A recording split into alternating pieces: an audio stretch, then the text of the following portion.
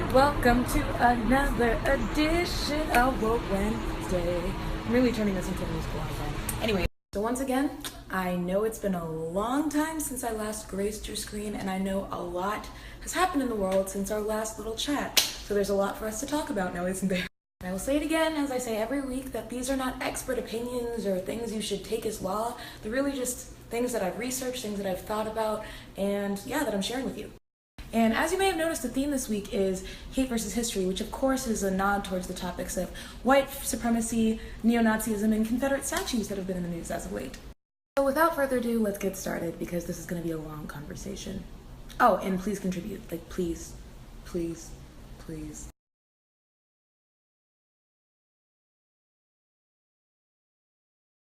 For those of you who might not be clear on what Southern pride means, it's really as simple as it is in the definition. It's the pride that comes from being born or raised in the southernmost parts of the United States of America. Other than just the geographical significance, there's also a lot of cultural significance that comes from being from the South. Things like sweet tea, SEC football, and country music are very near and dear to many Southerners' hearts. In addition to this, however, it was also these very southern states that made up the Confederacy, which, as history books remind us, was the side that fought in favor of slavery during the Civil War. That, my friends, is where the root of the controversy lies, as the notion of celebrating Southern pride is often coupled with and compared to also celebrating racism, slavery, and oppression. While having pride in one's culture and place of origin is in itself not problematic, it's all about understanding what the historical context of that celebration means for other people.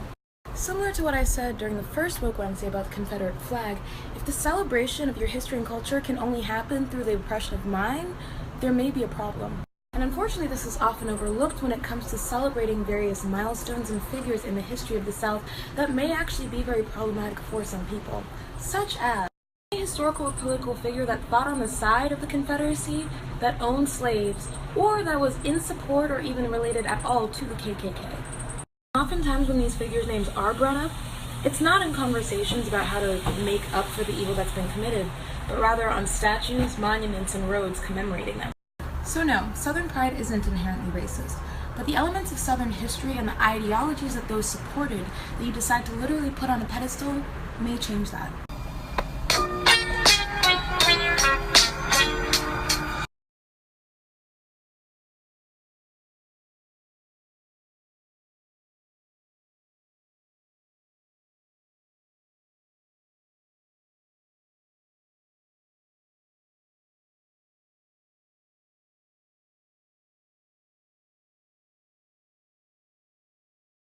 I'm gonna have to sit down for this one.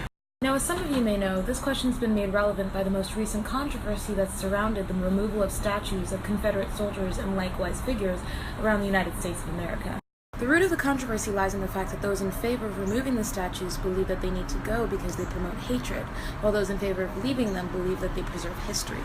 It's this very argument that's caused white supremacist groups such as the KKK, neo-Nazis, and white nationalists to march nationwide in the name of protecting and preserving these elements of history.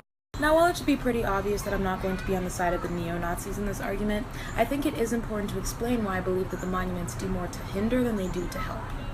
Much like I stated in the first ever Woke Wednesday, but also my previous point about Southern pride, physical symbols of history do a lot to convey certain messages. They can serve as symbols of somber reflection and remembrance, such as the 9/11 Memorial, the Holocaust Memorial, or the Apartheid Museum, or they can serve as symbols of pride and celebration. Now, while the history of a country will be remembered regardless of whether or not these symbols exist, the monuments which a nation does choose to put up says a lot about the legacy that it wants to protect. If you think about it, the majority of these statues that people are trying to protect in the name of the legacy of America aren't condemning a racist and oppressionist past, so which legacy are they really protecting? But think about it. And that, my friend, is the main cause of the conundrum, because if as a nation we say we want to put our prejudice past behind us, yet have figures and symbols that celebrate the very causers of this oppression, so is it preserving history or condoning hatred? You be the judge, but I think you know where I stand.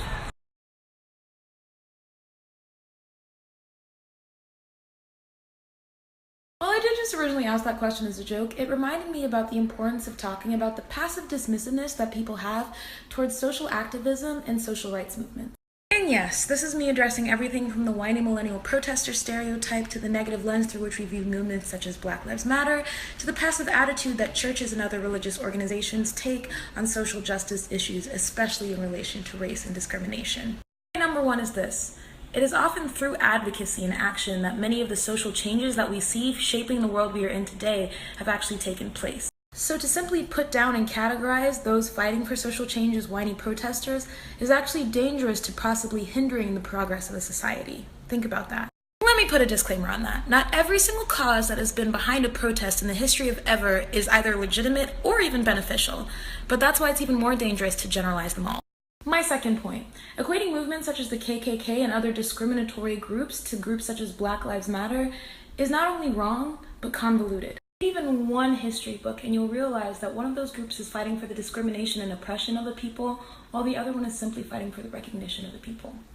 I'll speak more on this later, but that's the reason that the whole notion of meeting in the middle and compromising is so dangerous, because the views of those two groups are not polar opposites. One is significantly more dangerous and oppressive than the other. Sorry that I disappeared for a second, prior engagements. However, I do still want to finish this point. All in all, one does not have to be a fervent and active member of groups such as Black Lives Matter to recognize the difference in their efforts for equality to those of the KKK, which simply aim to terrorize. In truth, it comes down to the realization that pro-black is not anti-white, but in the case of these supremacist groups, pro-white is in fact anti-black. Point number 3. When it comes to the topic of social issues, ignorance is not bliss, but silence is in fact compliance. I know that in bringing this up, it's a very touchy subject because oftentimes the view of the church and other religious bodies on social issues is seen as a more subjective issue than anything. It should, however, be said that the adoption of a passive view when it comes to the social issues and situations happening across the world is actually a more dangerous stance for the church to take than anything else. I say this for 2 reasons. Firstly, because both historically and currently, church bodies are some of the most potent sources of social and cultural influence that can be used for either good or evil. Secondly, it's denying and actually completely ignoring the fact that some of the most important figures in the history of these religious movements were social activists themselves. So in many ways, the assumption that religious communities and organizations are above needing to be aware or active in social issues is not only ignoring the immense power that they have in addressing these issues, but also in some ways inherently denying the very purpose behind the existence of those organizations and what they're supposed to stand for. And for my Christian friends out there who might be still struggling with the notion of saying things such as Black Lives Matter or Muslim Lives Matter, think of all the ways, shapes, and forms in which Jesus himself was able to either directly or indirectly say that the lives of many marginalized and oppressed groups mattered, simply through his actions, even more so than through his word.